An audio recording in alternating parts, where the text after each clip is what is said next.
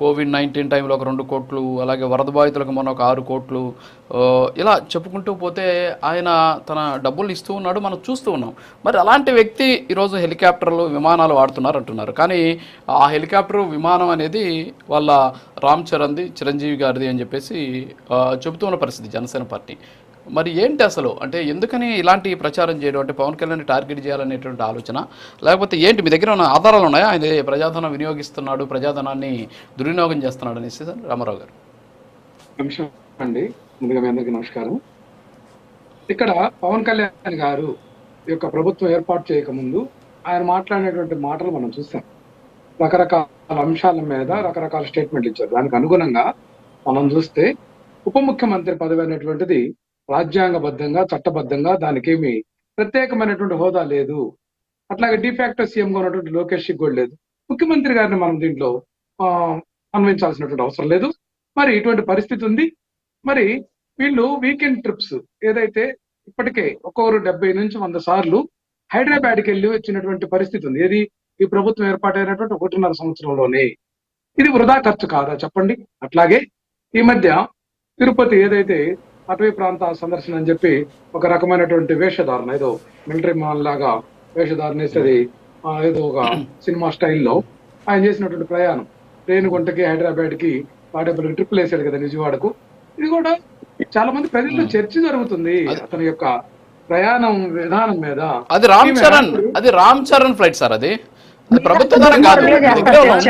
బిల్లులు పెట్టినట్టు, జీవో ఇచ్చినట్టు మీ దగ్గర ఉందా?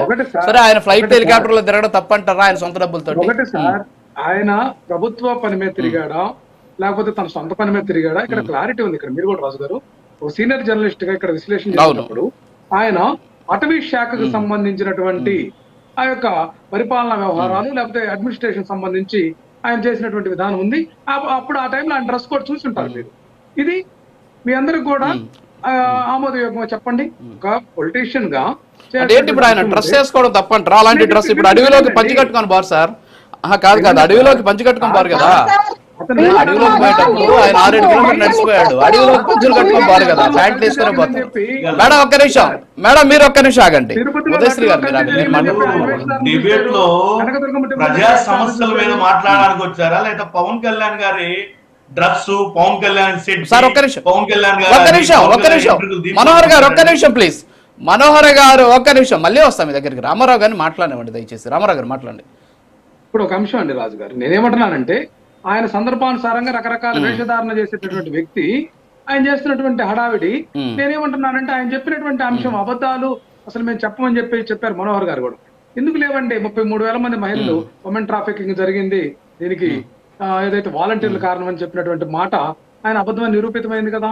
అట్లాగే సుగాలి ప్రీతి ఆ యొక్క అంశంలో ఆ ఫ్యామిలీకి నేను న్యాయం చేస్తానని చెప్పి ఆయన మొహం చాటేసినటువంటి దాంట్లో ఆయన యొక్క అబద్ధం మనకి వచ్చేసింది కదా.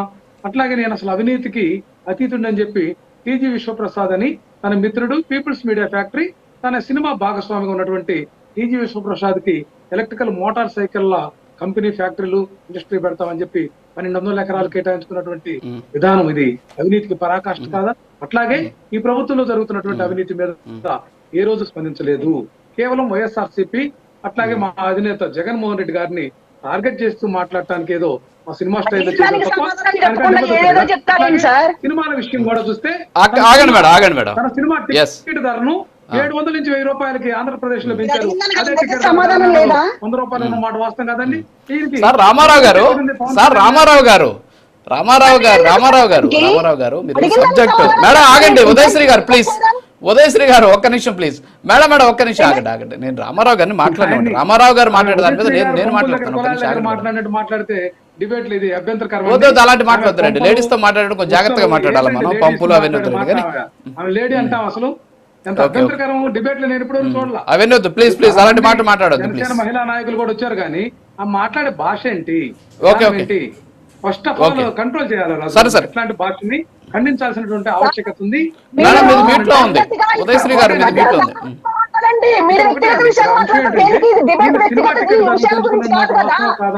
నేనేమంటున్నానంటే ఈ విధంగా పవన్ కళ్యాణ్ గారి అంశం చూసాం. అట్లాగే వీళ్ళ యొక్క ఎమ్మెల్యే తాడేపల్లిగూడెం ఎమ్మెల్యే పాపం ఆయన బొలిశెట్టి శ్రీనివాస్ గారు ఆయన స్ట్రైట్ ఫార్వర్డ్ ఉంది. ఉన్నట్లు మేము అవినీతి చేస్తున్నాం, అక్రమాలు చేస్తున్నాము, మేమంతా కూడా దండుకుంటున్నాం, ఇది వాస్తవం అని చెప్పి ఆ యొక్క మీడియా ముఖంగా కూడా చెప్పినటువంటి విధానం ఉంది కదండి. ఆయన మీద ఏమన్నా ఈ పార్టీ అధినేతగా ఏమైనా చర్యలు తీసుకున్నాడా? అట్లాగే నానాజీ దాడి చేసినటువంటి అంశం ఉంది కాకినాడ ఎమ్మెల్యే. సార్ మర్డర్లు చేసిన వాళ్ళ మీద చర్యలు తీసుకోలేదు సార్. రామారావు గారు ఒక్క నిమిషం ఉండండి, ఎడా మన సబ్జెక్ట్ మాట్లాడదాం, మీకు ఒక డాక్యుమెంట్ చూపిస్తా. ఇందాక మీరు పవన్ కళ్యాణ్ గారి గురించి మాట్లాడారు. ఒక్క నిమిషం రామారావు గారు, మీరు సబ్జెక్ట్ కి రండి. ఇందాక మీరు అన్నారు కదా పవన్ కళ్యాణ్ గారి గురించి, మీకు డాక్యుమెంట్ చూపిస్తా చూడండి. ప్లీజ్ సార్ ఆ డాక్యుమెంట్ ప్లే చేయండి. మేడం ఆగండి మేడం ప్లీజ్, మేడం మీరు ఆగండి ప్లీజ్, మేడం మేడం మీరు ఆగండి మేడం ప్లీజ్, మేడం మేడం మీరు ఆగండి మేడం. ఉదయశ్రీ గారు ప్లీజ్. ఎస్ ఉదయశ్రీ గారు ఉండండి. సార్ రామారావు గారు ఆ డాక్యుమెంట్ ఒకసారి చూడండి. ఇది 2023 ఆగస్టు 25వ తేదీ. మేడం ఆగండి ప్లీజ్. 2023 ఆగస్టు 25వ తేదీ ఇచ్చినటువంటి ఒక జీవో అండి. ఇది ఏంటంటే చాలా క్లియర్ కట్ గా ఉంది. Honourable chief minister of Andhra Pradesh to visit London UK from 2/9/2023 to 12/9/2023 on private affairs. ఆయన వ్యక్తిగత పనుల నిమిత్తం లండన్కి వెళ్ళడానికి, ఆయన కంటే ముందు వెళ్ళడానికి 6 మంది సెక్యూరిటీ ఆఫీసర్స్ ఆయన కంటే ముందు వెళ్ళి అక్కడ సెక్యూరిటీ అరేంజ్మెంట్స్ చేయడానికి అయినటువంటి ఖర్చు 91,84,773 పీసీఆర్. డాక్యుమెంట్ ఒకసారి చూసి ప్లే చేయండి. మీరు ప్యారిస్ది ప్లే చేస్తున్నారు, నేను లండన్ చెప్పాను మీకు. ఒకసారి ఆ లండన్ డాక్యుమెంట్ ప్లే చేయండి. లండన్కి జగన్మోహన్ రెడ్డి గారు వెళ్ళడానికి ఏమో పక్కన పెడితే ఆయన సెక్యూరిటీ వెళ్ళడానికి 6 మంది ఐపీఎస్లు, తర్వాత వచ్చేసి సిఎస్ఓలు, వీళ్ళంతా వెళ్ళడానికి ఆన్ ప్రైవేట్ అఫైర్స్ ఆడే రాసున్నాడు. జీవోలోనే ఆయన వ్యక్తిగత పనుల నిమిత్తాన్ని చాలా క్లియర్ కట్గా ఇచ్చినటువంటి డాక్యుమెంట్ని మనం చూస్తూ ఉన్నటువంటి పరిస్థితి ఏంటి? దీనికి మీ దగ్గర సమాధానం ఉందా? పవన్ కళ్యాణ్ గారి ప్యాంటు గురించి మీరు మాట్లాడారు, బాగానే ఉంది. దీనికి మీ దగ్గర ఆన్సర్ ఉందా? ఖచ్చితంగా అండి. ఇప్పుడు ప్రైవేట్ పని మీద వెళ్ళినా, ప్రభుత్వ పని మీద వెళ్ళిన రాజు గారు ఒక ముఖ్యమంత్రిగా ఆయన తన పర్యటనకు సంబంధించినటువంటి దానికి ప్రభుత్వం సెక్యూరిటీ ప్రొవైడ్ చేసిన దాంట్లో ఎక్కడ తప్పు ఏముందండి? దాన్ని ఎట్లా అబ్జెక్షన్ చేస్తాం మనం?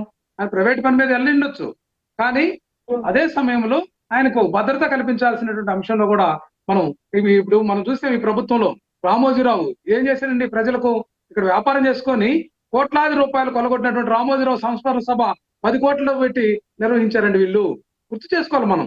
ప్రభుత్వ ధనం వృధా అంటే అది. ముఖ్యమంత్రి గారు ఏదో టూర్ చేస్తే దానికి సంబంధించినటువంటి సెక్యూరిటీకి ఇంత ధనం అయిందని మనం దాన్ని వేలొంక పెట్టి చూపించడం అనేది అది ఎంతవరకు సబబండి? ఇక్కడ మనం చూస్తాం హెలికాప్టర్ లో తిరిగి వీళ్ళు చేస్తున్నటువంటి వృధాధనం చూస్తా ఉన్నాం. వీళ్ళు హైదరాబాద్ లో ఎందుకు నివాసం ఉంటున్నారండి?